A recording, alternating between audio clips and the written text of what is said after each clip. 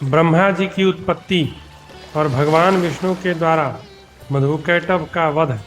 अध्याय 203।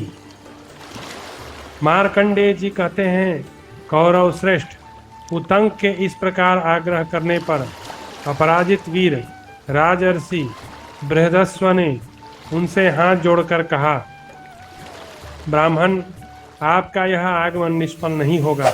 भगवान, मेरा यह पुत्र कुवलाश्व भूमंडल में अनुपम वीर है। यह धैर्यवान और फुर्तीला है।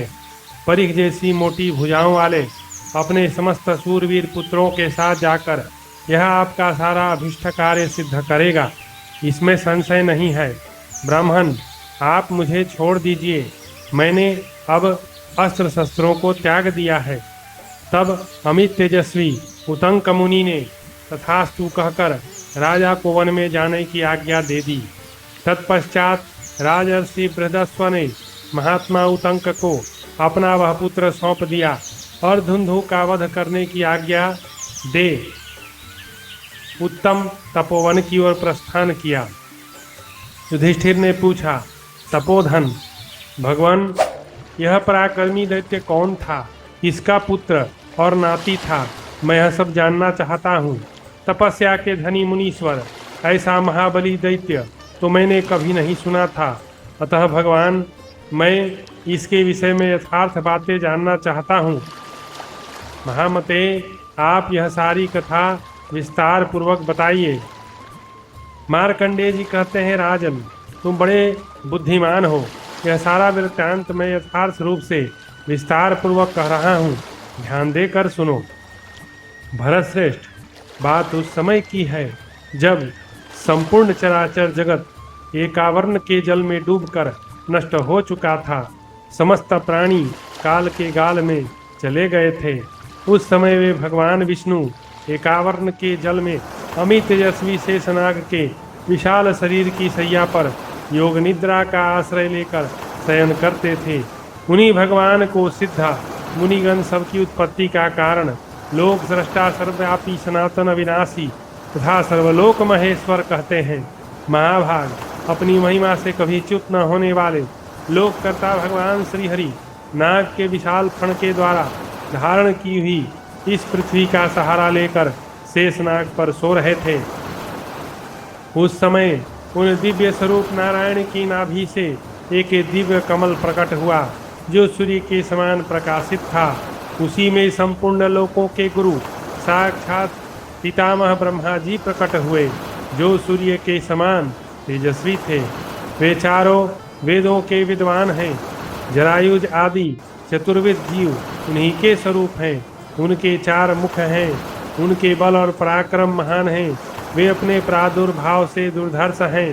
ब्रह्मा जी के प्रकट होने के कुछ काल बाद मधु और कैटव नामक 2 पराक्रमी दानवों ने सर्वसमर्थवान भगवान श्री हरि को देखा।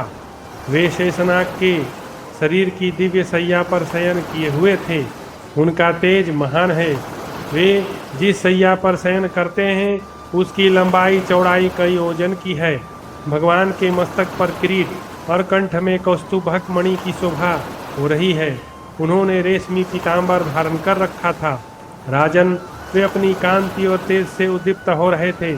शरीर से वे सहस्रों सूर्यों के समान प्रकाशित होते थे। उनकी झांकी अद्भुत और अनुपम थी। भगवान को देखकर मधु कैटव दोनों को बड़ा आश्चर्य हुआ। तत्पश्चात उनकी दृष्टि कमल में बैठे हुए कमल नयन पितामह ब्रह्मा जी पर पड़ी। उन्हें देखकर वे दोनों दैत्य उन अमित तेजस्वी ब्रह्मा जी को डराने लगे। उन दोनों के द्वारा बार बार डराए जाने पर महायशस्वी ब्रह्मा जी ने उस कमल की नाल को हिलाया। इससे भगवान गोविंद जाग उठे। जागने पर उन्होंने उन दोनों महापराक्रमी दानवों को देखा। उन महाबली दानवों को देखकर भगवान विष्णु ने कहा, तुम दोनों बड़े बलवान हो, तुम्हारा स्वागत है। मैं तुम दोनों को उत्तम वर दे रहा हूँ, क्योंकि तुम्हें देखकर मुझे प्रसन्नता होती है। महाराज, वे दोनों महाबली दानव बड़े अभिमानी थे। उन्होंने हंसकर इंद्रियों के स्वामी भगवान मधुसूदन से कहा, सुरश्रेष्ठ, हम दोनों तुम्हें वर देने के लिए उद्यत हैं। देव, तुम ही हम लोगों से वर मांगो, हम दोनों तुम्हें तुम्हारी इच्छा के अनुसार वर देंगे। तुम बिना सोचे विचारे जो चाहो मांग लो।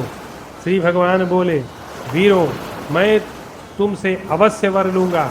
मुझे तुमसे वर प्राप्त करना अभिष्ट है, क्योंकि तुम दोनों बड़े पराक्रमी हो। तुम्हारे जैसा दूसरा कोई पुरुष नहीं है। सत्य पराक्रमी वीरों, तुम दोनों मेरे हाथ से मारे जाओ। मैं संपूर्ण जगत के हित के लिए तुमसे यही मनोरथ प्राप्त करना चाहता हूँ। मधु कैटव ने कहा, पुरुषोत्तम, हम लोगों ने पहले कभी स्वच्छंद मर्यादा रहित वर्ताव में भी झूठ नहीं कहा है, फिर और समय में तो झूठ बोल ही कैसे सकते हैं। आप हम दोनों को सत्य और धर्म में अनुरक्त मानिए। बल रूप शौर्य और मनोनिग्रह में हमारी समता करने वाला कोई नहीं है। धर्म तपस्या दानशील सत्व था, इंद्रिय संयम में भी हमारी कहीं तुलना नहीं है।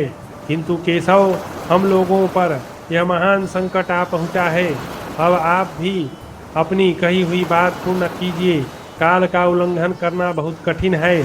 देव सूर्यश्रेष्ठ विभो, हम दोनों आपके द्वारा एक ही सुविधा चाहते हैं, वह यह कि आप इस खुले आकाश में ही हमारा वध कर दीजिए।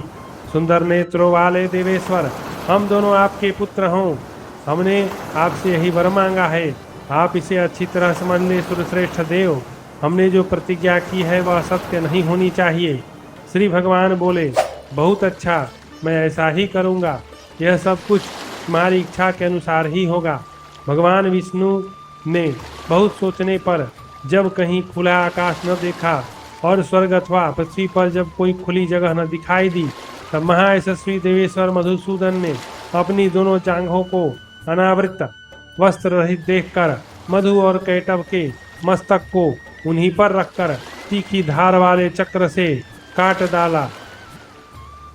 इस प्रकार श्री महाभारत मार्कंडेय पर्व में धुंधुमार उपाख्यान विषयक 203वां अध्याय पूरा हुआ।